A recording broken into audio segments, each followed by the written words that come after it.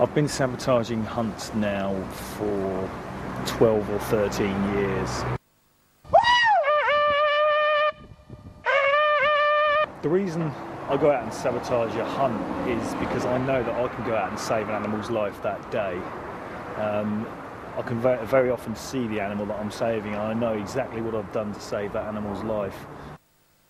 I suppose we first started to see the use of direct action in animal rights and so on over the last 20 years. Get on! Hold on! Get on! Hold on! Certain members of the RSPCA started being quite vocal about the issue of hunting, and because the RSPCA at the time was, well, still is the Royal Society, and obviously the royalty are pro-hunt, these people were actually banished from the meetings for daring to say that hunting was wrong. They decided to actually go out into the fields and disrupt the hunting. And because the RSPCA at the time was, well, still is the Royal Society, and obviously the royalty are pro-hunt, these people were actually banished from the meetings for daring to say that hunting was wrong. They decided to actually go out into the fields and disrupt the hunt.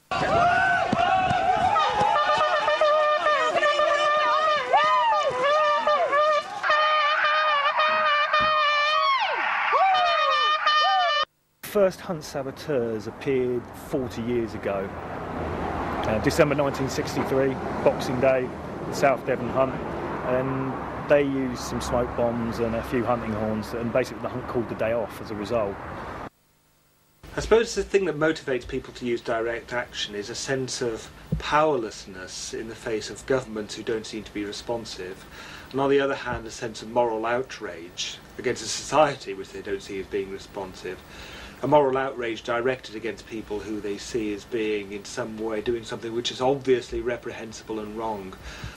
I think what motivates most people, certainly what motivated me to take direct action, was the amount of suffering that animals are being subjected to. People are given no choice but to take direct action, and they do so because it works.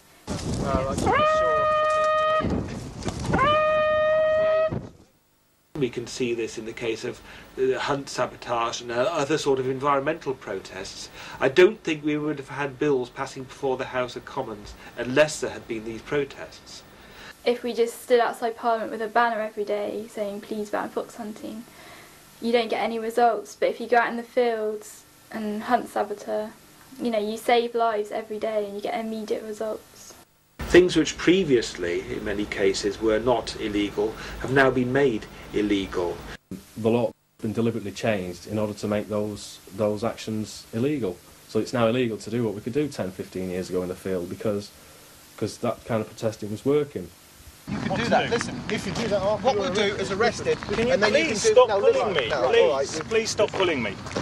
The law affects hunt saboteurs in a number of ways. In 1994, the Criminal Justice and Public Order Act had clauses entered into it which were specifically aimed at hunt sabotage.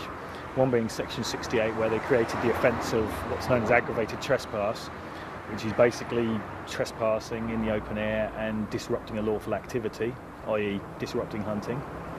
The other being Section 69, which is failure to leave land. So if a police officer sees me on land and I'm trespassing and he considers that I might be about to commit an offence of aggravated trespass, he can ask me to leave, and if I refuse, they can arrest me and charge me.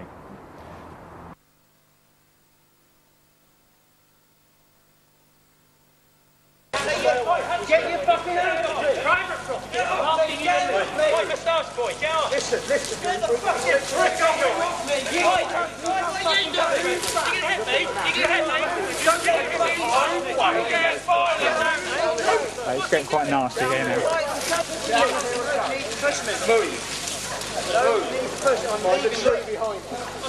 It's amazing. It's astounding me. I'm sure you all joined up for this, didn't you? So they can kill one animal. Make sure you've got the coverage. And this is it. There's 12 of you here, so they can kill one animal at 4:30 in the afternoon.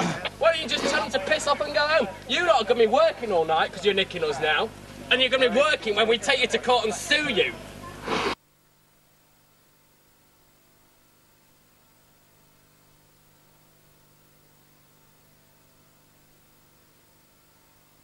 If you look closely in the right-hand corner, you'll see the police officer push me to the floor after taking my tape.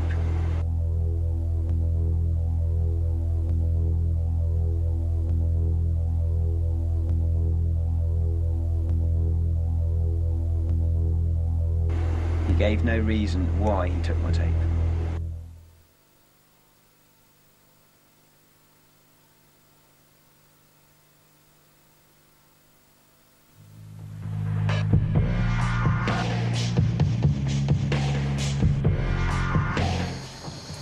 Hello, could I speak to someone from the Police Complaints Authority, please?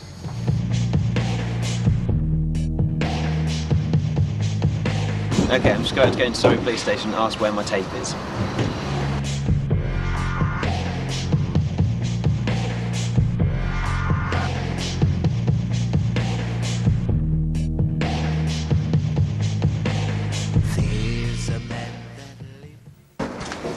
What happened? Well, it wasn't a great lot of help. The officer in charge who confiscated my tape isn't available, and it wasn't available by phone. No idea why it was seized. The only person who can comment on that is the officer. So I've said nothing really, not much help at all. They're going to email him, but what's that going to do? He's going to get in contact with me. He hasn't got in contact with me yet, so I have no real hope that he will.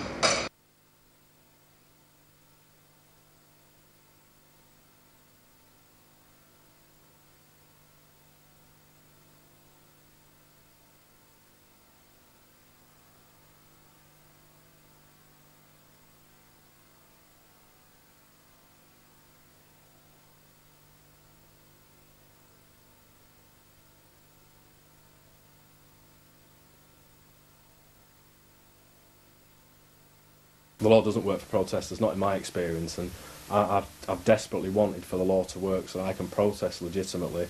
I can write to my MP, go on the demonstration and in the petition and change things, but it doesn't work like that. She's told me she's got Citron heroin and I've taken that away.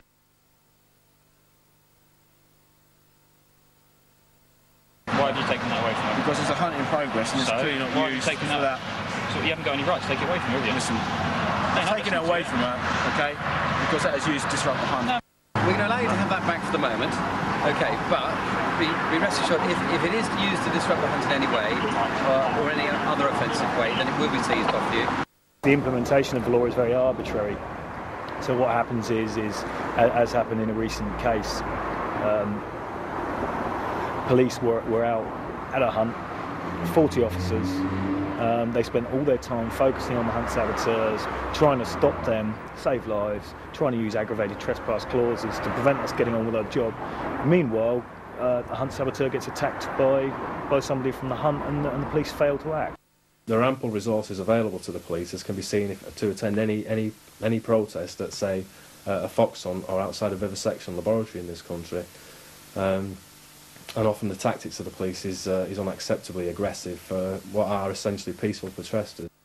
Make a decision now. Are you going to surrender that weapon and provide your details, I do or not I should have arrest a you? weapon upon me. In a lot of cases, the hunt saboteurs are actually better at controlling the hounds than the hunt themselves are. Look, it's a homemade whip. See, for stopping hounds when they're going to run across a railway track or a busy road, or when they're on a deer. Yeah. Right. The law doesn't work, but we have become stronger. Things which previously, in many cases, were not illegal have now been made illegal. And the punishments and so on, and the attitude of the courts is correspondingly different. It's made it harder, in the sense it's harder to find people to take part sometimes in these direct forms of action because the consequences of doing so might be more extreme. Animals just basically want to be left alone, like the way they've lived together for thousands of years without human interference. And for us to give them rights to feel we have the power to do that is just speciesist. I couldn't campaign as an animal rights activist if I didn't believe that we will close these places down. Forms of protest in general are not likely to go away. Over the last 10 years we have in this country rediscovered protest as a new form of politics in a way.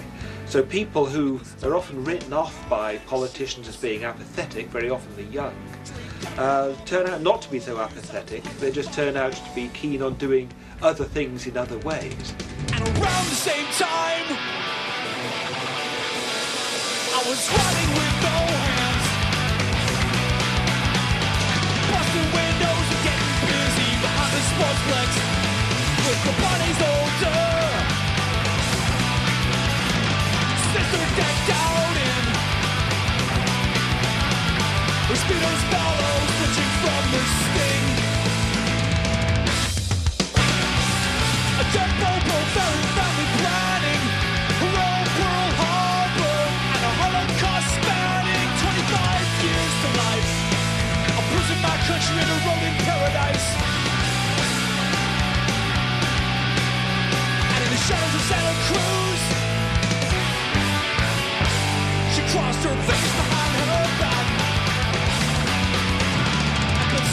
Trojan horse. And let's steal till the motherfucker set her north where it's